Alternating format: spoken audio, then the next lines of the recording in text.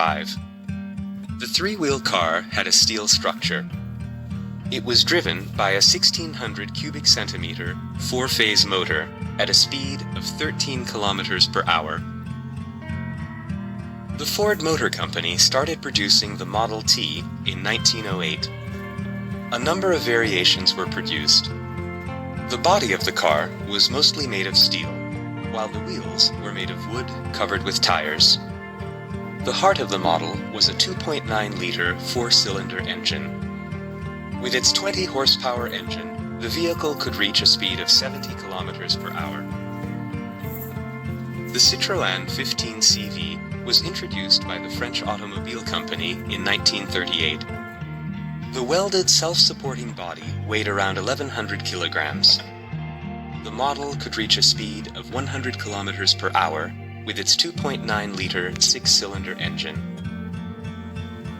The sports coupe version of the second-generation Bel Air model was introduced by the Chevrolet division of the American General Motors Company in 1957.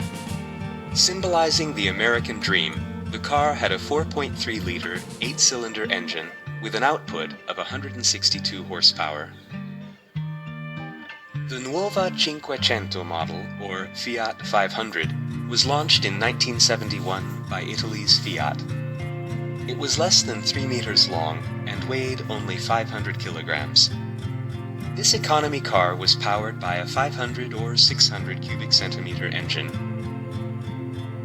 The Model 190 from the German Mercedes-Benz company has become one of the symbols of the 1980s.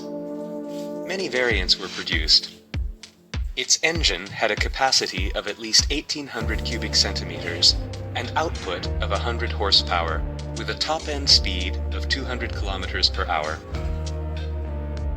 The Dodge division of the American Chrysler Company manufactures the Viper model. The second-generation Vipers were manufactured between 1996 and 2002. The sports car had an 8-liter, 10-cylinder engine with a top-end speed of 300 kilometers per hour. The production of Tesla Motors Model S started in 2012 in the USA. It is driven by a 416 horsepower electric engine.